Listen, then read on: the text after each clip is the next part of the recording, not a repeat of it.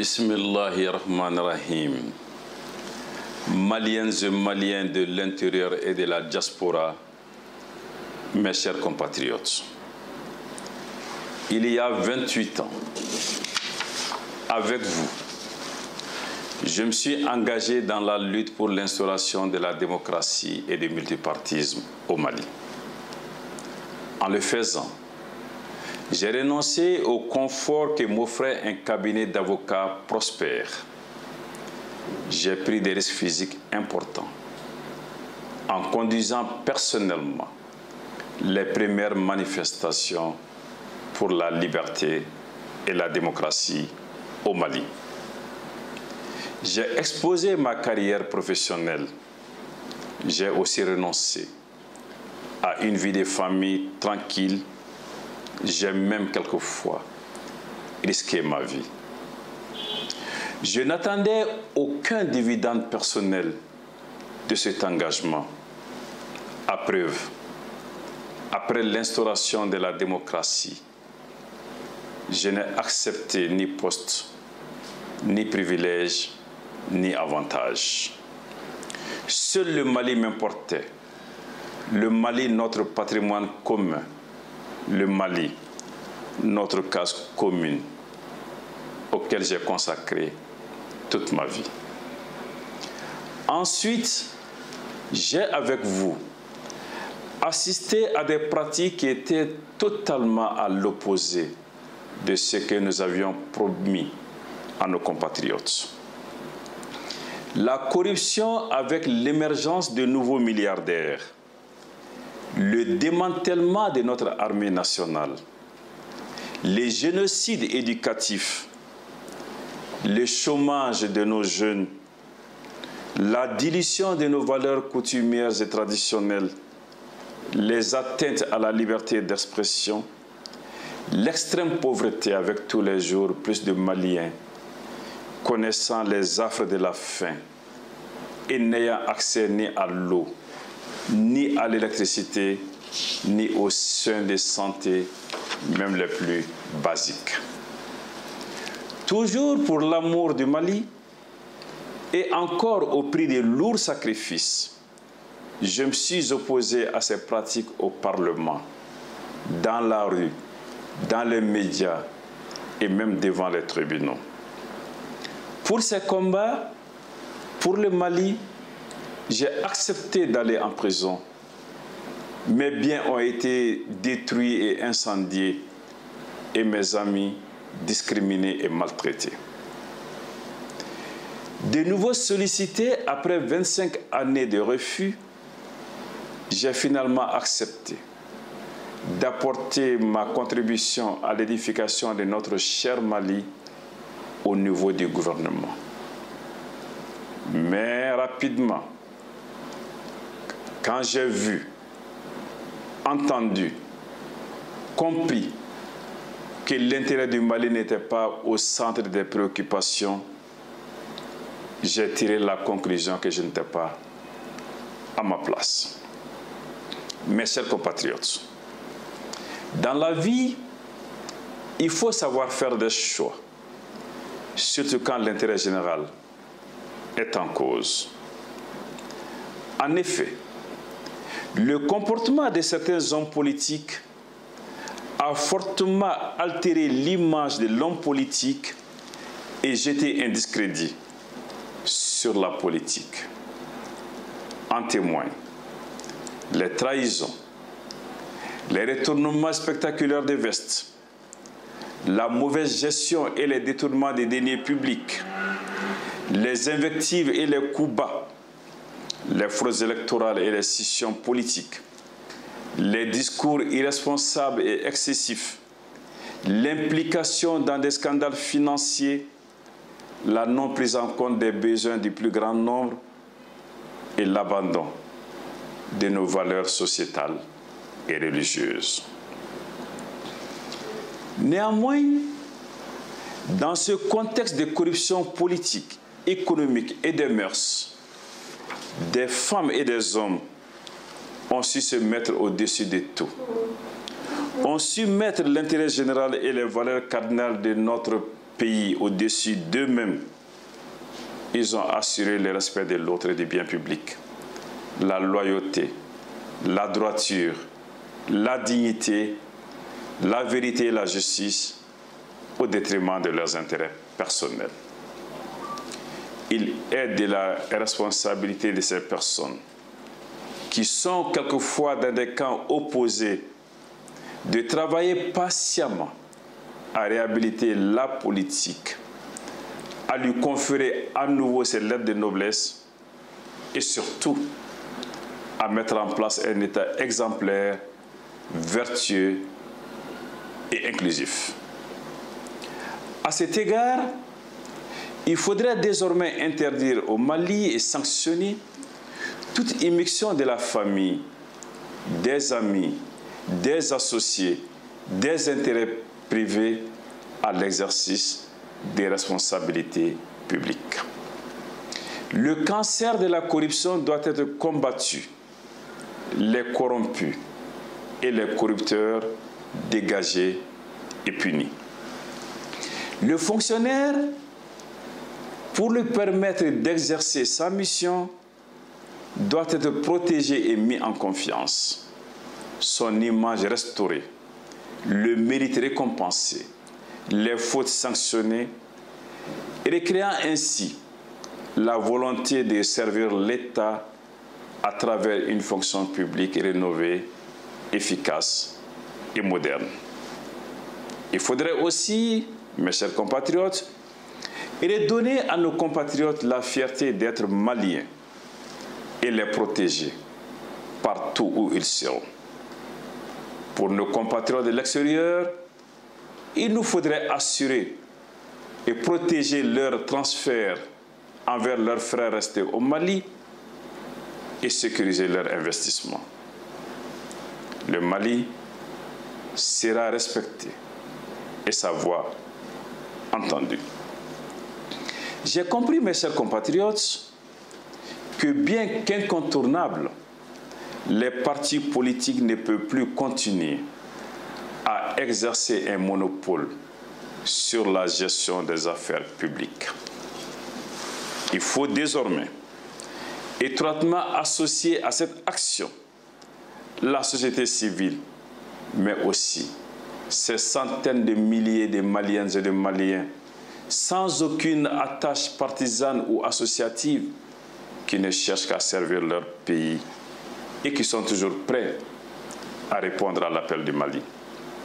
C'est la raison d'être du regroupement Unis pour le Mali, OUMA, qui regroupe en son sein toutes les catégories socio-professionnelles du Mali et des partis et des associations dont le Sénat Fassori-Waton qui y a adhéré en toute liberté. Mes chers compatriotes, l'action publique se fait d'abord au service de l'homme. C'est pour cette raison que l'homme malien, pris en tant que citoyen ou organisé dans un groupe, entreprise, collectivité, association, devrait être replacé au centre du processus de développement économique, social et culturel que je propose aux Maliens. En d'autres termes, il s'agit de faire de chacun de nous le décideur pour l'avenir et le devenir de notre pays, l'acteur principal du développement et enfin le bénéficiaire ultime de ce développement. D'abord l'homme, décideur pour l'avenir et le devenir du Mali, est en quête de spiritualité qui reste un besoin vital. Dans ce domaine, les actions à mener seront orientées dans deux directions principales. La laïcité de l'État est reconnue et réaffirmée non comme le rejet des religions, mais comme la nécessité de reconnaître la liberté de culte et d'aider positivement les croyants à accomplir leurs obligations religieuses. Ensuite, la reconnaissance de la légitimité de nos chefs traditionnels, nos chefs de village, des quartiers, de fractions et nos leaders d'opinion qui retrouveront la place qui est la leur dans notre société et qu'ils ne devraient d'ailleurs jamais perdre. Dans ce cadre, la famille sera protégée et l'autorité parentale renforcée. Les prérogatives des chefs religieux et coutumiers seront réaffirmées et les valeurs sociétales positives seront préservées et renforcées. C'est fort de cette conviction que j'ai initié en 1994 une proposition de loi pour légaliser le mariage religieux et qui a été adoptée après 15 années d'efforts intenses et de durs combats. Ensuite, l'homme acteur du développement mène des activités productives qui seront protégées et soutenues par l'État dans le cadre de la promotion et du renforcement du secteur privé. Ces activités concernent tous les domaines, le commerce et les services, la fiscalité, l'industrie, l'agriculture, oui l'agriculture, l'élevage, la pêche, les mines, l'énergie, les transports, l'artisanat et le tourisme. Toutes ces activités auront un principal but, favoriser la création d'emplois. Les défis économiques énoncés seront relevés en nous adossant au numérique, à la formation, aux énergies propres et renouvelables, dans le respect strict de l'environnement. La responsabilité sociale des entreprises dans ce cadre sera bien évidemment renforcée. Enfin, et c'est le troisième point, l'homme en quête permanente de mieux-être sera le bénéficiaire ultime du développement. En effet, l'homme, le citoyen, toujours épris de justice, de liberté et de sécurité, qui lui seront assurés à l'intérieur et en dehors de nos frontières pour les Maliens de l'extérieur et de la diaspora. La sécurité d'une nation, mes chers compatriotes, ne se délègue pas. Elle s'assume. Nous l'assumerons. Et nous assurerons la sécurité des Maliennes et des Maliens partout où ils seront, par nos forces de défense et de sécurité, bien formées, bien équipées et bien motivées. Nos efforts tendront aussi vers une réconciliation sincère, totale, allant des événements vécus sous Fili Dabo Sissoko aux conflits actuels et à la satisfaction de la demande sociale. Pour la réconciliation, rien, absolument rien ne doit être occulté. Aucun tabou ne doit exister. Tout doit être évoqué, réparé et pardonné. La demande sociale, telle l'éducation et le numérique, la santé, l'accès à l'eau, à l'électricité, au téléphone, à l'information, aux infrastructures, pour le transport et l'habitat, seront fortement pris en compte. L'investissement dans le savoir sera considéré comme le meilleur et le plus productif des investissements. À cet égard, l'école sera effectivement et totalement gratuite et obligatoire. La question de la création d'emplois sera au cœur de toutes les politiques publiques. Car nous savons que l'emploi, c'est la dignité, c'est la sécurité pour tous, c'est un puissant facteur de production et de redistribution des richesses. Nos enfants, à l'âge adulte, cesseront ainsi d'être des fardeaux et seront autonomes. Des investissements concerneront toutes les couches, notamment les plus fragiles, les femmes, les enfants, les jeunes, les malades, les personnes âgées. Je le sais, nul ne peut enrayer totalement la pauvreté sur la terre, mais améliorer les conditions de vie des citoyens est une des principales vocations d'un gouvernement. Cette tâche ne se mène pas dans l'urgence, elle se mène au quotidien et dans la durée. Mes chers compatriotes, l'extrême pauvreté est synonyme de faim, de maladie, de chômage, de délinquance, de corruption, d'exode, d'immigration. Pire, quelquefois, on y perd sa dignité et son dambé. Or, mes chers compatriotes, la pauvreté n'est pas notre destin. J'ai beaucoup voyagé à travers le monde pour voir, comprendre et apprendre. J'ai aussi lu et écouté. Je sais que le Malien est entreprenant. Je sais que le Malien est endurant. J'ai vu des Maliens réussir en Afrique, en Amérique, en Asie, en Europe et même plus loin, en Australie. Pourquoi ne réussirait-il donc pas au Mali? Cela est possible et j'ai mis en gage avec vous. Et c'est cela. Le sens de ma candidature à l'élection présidentielle de juillet 2018 que je vous annonce ici en sollicitant vos bénédictions, vos conseils, accompagnement et soutien.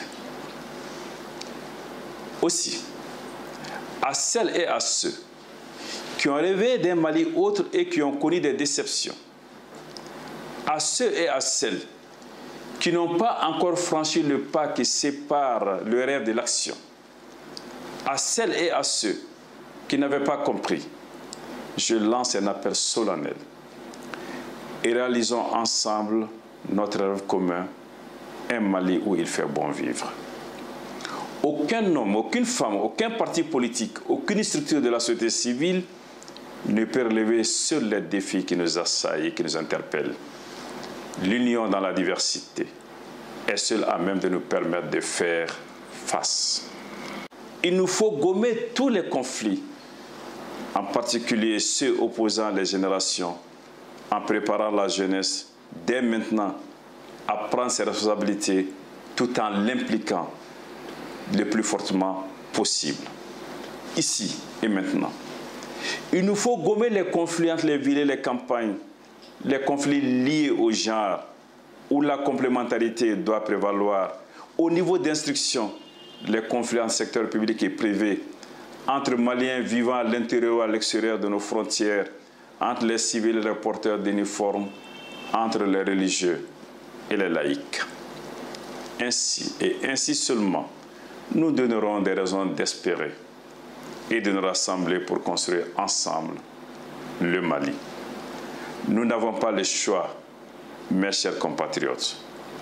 Il nous faut agir au péril, sauver le Mali ou assister un spectateur à son déclin. Le Mali est au bord du précipice. Ne les laissons pas tomber. Unis, tout devient possible. Unis pour le Mali gagnera. Unissons-nous donc autour de notre chère patrie.